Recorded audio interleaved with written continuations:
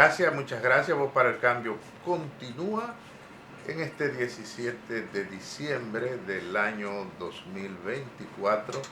Se va a diciembre, hay que prepararse ya para recibir a enero. Ojalá que en los días que restan de diciembre pueda bajar un poquito el nivel de violencia en la República Dominicana. Como hemos escuchado desde niños, lo mucho hasta Dios lo ve. Y ciertamente hay grupitos, que eso son cosas de la ultraminoría, que se están pasando de la raya, sobre todo de instituciones que están para proteger bienes y vida, están desacatados, están fuera de control.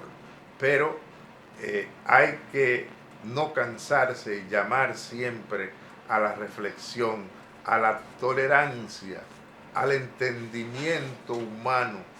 No es posible que haya paz en ningún círculo, en ninguna comunidad, si no existe ese elemento.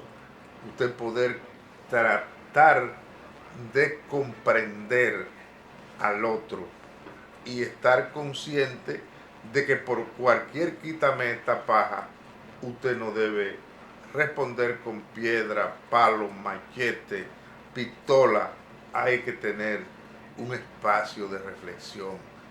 Y si el otro se equivoca, a veces hay que darle la oportunidad al equivocado de que él mismo rectifique. Pero la violencia no puede seguir. Sí, yo siento mucho porque el mundo ha cambiado bastante, pero la gente se movía mucho, nos movíamos, la gente mayor, volviendo 50 años atrás, 100 años atrás, con unos valores y sobre todo que iba sustentado en la parte religiosa, el ser humano como un ser religioso. Y esos valores siempre motivaban desde una vivencia de participación de manera activa en lo que es en la iglesia. Y la iglesia para esta fecha, en este caso que estamos en la tercera semana del tiempo de Adviento, y el Adviento no es más que una preparación para celebrar lo que es conmemorar un año más de lo que es el nacimiento de Jesús, que irrumpió en la historia humana hace 2000 años y la humanidad no se ha quedado indiferente a eso. Eso cambió, revolucionó a la humanidad, el que Jesús, el que Dios pudo estar en medio de este mundo. Entonces, esa parte religiosa de ver la iglesia como madre y maestra que acompaña, preparaba este tiempo, los tiempos litúrgicos, en este caso Adviento, para preparar a la feligresía, preparar a la gente de esta parte espiritual, lo que implicaba un recogimiento durante 4 semanas. El domingo pasado se celebró lo que es el tercer domingo de Adviento, se le llama el gaudete, que es la alegría. La alegría de que por algo que esperamos que está ahí cerquita. ¿Y qué es lo que se espera cerquita? El nacimiento de Jesús, que es la fiesta que celebramos, lo que es la Pascua. Entonces fíjense cómo la gente se sumergía en estos procesos, en esta vivencia y se preparaba. De tal manera que cuando llegaba la fiesta, entonces ya la gente estaba más organizada, ya la gente evaluaba lo que ha sido su año, qué cosa debía corregir, qué problemas debía de resolver, porque no se podía llegar a la fiesta de Juan Francisco usted con rencor, con envidia, con odio, sino que usted lo despojaba de todo eso, de tal manera que esa gran fiesta usted la vivía en comunidad.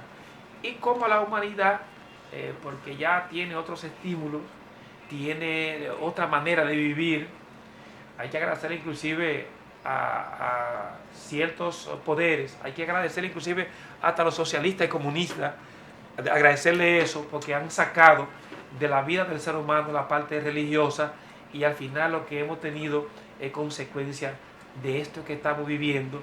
Y cuando le sumamos a esto el capitalismo, ahí fue que terminó de acabar con el individuo como un ser humano, que es un ser de paz, de amor, de una parte de valores religiosos, para entonces convertirnos en estos monstruos que somos hoy, en su gran mayoría, en esta sociedad y en esta humanidad que estamos viviendo. Pero que el ser humano lleva en sí una rebeldía. Y si usted estudia el libro de Génesis, se va a dar cuenta que esto no es de ahora, esto viene de lejos. Ha habido a lo largo de la historia de la especie humana muchos ejemplos de que nosotros somos el ser superior sobre la tierra, pero no es fácil bregar con la especie humana. Le ha querido quitar al ser humano eso que por naturaleza tiene, que es un ser religioso. Entonces piensan que eliminando las iglesias, eliminando las religiones, piensan resolver el problema. Y sin embargo ya eso es parte inclusive de lo que es la identidad, lo que es la cultura del ser humano, de esos valores. Yo me imagino cómo sería un mundo sin iglesia, cómo sería un mundo sin religiones. Muchos dirían que estaría mucho mejor. Yo espero que eso pueda llegar, pero como nosotros no podemos quitar al ser humano que es algo propio y que va en su naturaleza, entonces van a tener iglesias, van a tener religiones por muchos años, porque al final el ser humano es eso. Así que yo invito eso que usted ya ha empezado como reflexión para eso. Gonzalo le está dando una respuesta ahí, léala ahí en el chat. Nos alegra, tenemos mucha gente importante conectada. Feli, como siempre, desde España. El señor Alfonso Torres Ulloa está conectado y están comentando. Ojalá que todo el que tenga algo que decir lo diga ahora. Sí. Dice Gonzalo Marino, este mundo va a la velocidad de la sin razón. A la única arma contra la violencia es nuestra paz interior y vivir con las enseñanzas de ese gran personaje que fue Jesús. Pero el mundo va en descontrol, dice. Entonces parece que lo que está planteando Gonzalo Alvarino es un poeta, y es un poeta que tal vez es más de la línea de izquierda y socialista que del imperialismo y de lo que es el capitalismo. Entonces al final estamos en la misma sintonía, y creo que el discurso y luego convertido en la práctica, eso tiene que ser desde la praxis, entonces poder construir un discurso. Creo que si no se construye desde la praxis, entonces al final eso sería más que enunciados, que conceptos. Usted se puso un traje hoy que yo no se lo había puesto. Es como si fuera anticomunista, pero tiene derecho a hacerlo. No, lo cierto es que yo sostengo el criterio de que muchos sacerdotes, obispos, todavía no entienden a Jesús. Diga mucho cristiano. Ese que se le lavó los pies a sus discípulos. A veces yo, queriéndolo imitar, he hecho el café y se lo he llevado a la familia mía en mi casa que beben, porque pienso mucho en ese desprendimiento de un ser humano que ha sido irrepetible. Y entonces, dentro de los seguidores de Jesús, yo veo mucho que no copian, no calcan bien el ejemplo que Jesús le dejó a la humanidad. El desprendimiento. Hay algunos que han logrado fortuna, cosa que Jesús no lo consiguió. No, pero no solamente de los seguidores de Jesús. Vamos a ver, ampliar el tema conceptual, lo que tiene que ver con la parte religiosa o con la parte filosófica. Porque vamos a ver lo que no son seguidores, tienen seguidores. Entonces, pero eso la peor vergüenza es que en el momento más difícil de Jesús, él se apartó a orar. Y dejó unos seguidores cuidando un punto, y cuando él volvió estaban durmiendo. Entonces, estamos ante relajo, vagabundería, que hay que decirlo, para que la gente sepa. Estamos ante una filosofía, ante unos conceptos que a usted, ya sea de un lado que siga o del otro que siga, pero al final lo que empuja es tener una mayor convivencia, una mejor humanidad. Pero parece que nadie está siguiendo, ¿entiende?, como ejemplo a esos grandes pensadores, a esos grandes idealistas, a esos grandes que vieron y propusieron de cómo Y vámonos un poquito, inclusive, yo lo quiero bajar para irnos más concreto a algo más cercano. Dígame en este país, mencióneme personas que sigan los ideales de Duarte. Mencióneme una persona que sea todo lo que implica es ese ideal de Duarte, que lo vivió en carne propia. Búsqueme uno en este país que lo viva. Búsqueme uno. Y si me dice uno, le digo que eso es falso.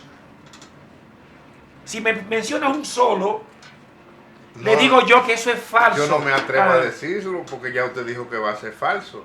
Pero hay alguna gente que se han aproximado. Al discurso. Se han aproximado. Al discurso, pero en realidad no tiene nada que ver con eso. Y Duarte es el ejemplo de cómo ser un buen cristiano y un honrado ciudadano. Duarte es el ejemplo. Entonces no hay que ir tan lejos. No hay que fijarse en los obispos, no hay que fijarse en los sacerdotes. Es una vida inclusive para nosotros, que aunque uno no cree en nada de eso, por lo menos lo que uno predica a partir de ese concepto de patria, de humanidad, acá en la República Dominicana, hay una persona que se asemeja a la vida de Jesucristo, que es el patricio Juan Pablo Duarte. Mire, dígame uno. Hay una persona con la que yo tengo diferencia política en los extremos. Él está en un lado y yo estoy en otro, que ese se llama Joaquín Balaguer. Por todo lo que fue su vida, él fue de lo que pronunció discursos en la campaña que llevó a Rafael Leonidas Trujillo a la presidencia y se mantuvo los 31 años ahí, justificando los crímenes. Sí. Pero la obra de él, el Cristo de la Libertad, en algún punto puede tener razón, porque realmente Juan Pablo Duarte parece un Cristo. Sí, es que yo siempre he dicho algo así. Oye, seguir a Jesucristo, caerle atrás a Jesucristo y parecerse a Él, hay que ser un Duarte. Sí, sí. Dígame uno, Juan Francisco. Yo no quiero estar atacando a usted, me disculpa, yo no estoy en eso. No, pero a mí me gusta eso, porque eso me da. Porque, por ejemplo, esa decisión en 1938 de decirle a los 8 que estaban con él que tenían que sacarse sangre de su vena para refrendar lo que se iba a firmar allí. Ser un Jesucristo, ser un Duarte, es usted vivir con los bolsillos pelados, ¿usted sabía eso? Que su cartera le duela. Pero por la causa. Pero que el desprendimiento de Juan Pablo Duarte, porque si soy yo que vengo del suelo, pero Juan Pablo Duarte en 1838 de la familia y más para atrás, él pertenecía a la familia, utilizando el código que utiliza Juan Bosch para analizar la sociedad dominicana. Él pertenecía a la familia de primera en ese momento. Y entonces él decidió sufrir como un cualquiera. Es decir, una gente que viene de donde venimos nosotros, de lejos, aquí a la capital, y él se puso a ese nivel. Vemos en estos días, y gracias por usted dar inicio a este tema. Parece que usted lleva más el diaconado que yo. Tenga cuidado que Juan y Luciano está en línea. Mucho cuidado. Pero, no me cometa hierro aquí. No, fíjese cómo estoy yo. Al contrario. Ella me dice a mí... Grimo Santiler también, el patriota dominico haitiano, también está en línea. Sí, hay una lectura en estos días de los evangelios. Y hay una figura muy importante en este tiempo de lo que es el Adviento, la Navidad, que es Juan el Bautista. Entonces a Juan lo consideraban como un profeta, como el Mesías, lo confundían. Juan fue el último profeta que llegó, pero lo confundían con el Mesías. Juan el Bautista y Juan el Bautizador. ¿Cuál es uno y cuál es el otro? Sí, ese es el mismo. Pasa que mismo. Hay dos Juan. Está Juan, el hermano de Jesús, que es sobrino de María, Juan el Bautista, que fue el que bautizó a Jesús y el que le preparó el camino. Y luego está Juan el Evangelista, que es el que de los 12 que convivió con Jesús. Son dos. Pero dentro de los dos Juanes, dice Juan Bosch, que hay uno que le levantó una calumnia este que mataron a Judas. Sí, el único que dijo que Judas era ladrón. Y de que eso no se volvió a mencionar jamás. Ese Juan el Evangelista, que es de los 12 y acompañaron a Jesús. Pero este murió también igualito, lo asesinaron, que es Juan el Bautista, que en honor a que tenemos nosotros la catedral de San Juan. Qué pena que Salomé no se ha conectado hoy, porque Salomé fue de la que tuvo en ese asunto de que le quitaran la cabeza a uno de los... Entonces, que lo están confundiendo a él como el Mesías y le preguntaban, Juan, ¿qué tenemos que hacer? Y él le decía, bueno, el que tiene 2 túnicas, que dé una. Y los otros, Juan, ¿qué tenemos que hacer? Bueno, que usted reparta la comida. Juan, ¿qué tenemos que hacer? Bueno, no sea especulador, no le cobre a la gente de más. Mandaba a practicar la justicia. Juan, ¿qué tenemos que hacer? Entonces, ese es el discurso. Pero yo creo que eso que se propugnaba en ese momento está en su peor crisis en este momento. Claro, ahí por eso que yo voy, donde tanta gente nos damos golpes de pecho, que somos cristianos, que andamos con una bendita Biblia ahí debajo del hombro, que estamos hablando, utilizando estos medios. Luego, esa teoría, ese discurso, no tiene nada que ver con lo que nosotros pensamos en nuestro interior y sobre todo lo que nosotros materializamos en nuestra vida. Es una incoherencia total, Juan Francisco, que tenemos los cristianos, que al final de parecernos a Cristo, al contrario, estamos haciendo todo lo contrario a lo que Jesús realmente nos invita a nosotros. Por eso que Adviento es mirarnos. Entonces, tenemos un rejuego con un discurso tan bonito. Mira, a usted le han puesto una tarea grande, Félix, de allá de España. Ajá. Él dice que le haga un símil entre una persona atea y una negacionista. Ay, Dios mío. No, miren, yo creo que se ha confundido. Pero si usted quiere, vámonos a una pausa para que lo que quede usted lo tome para responder eso. Los dos le vamos a responder.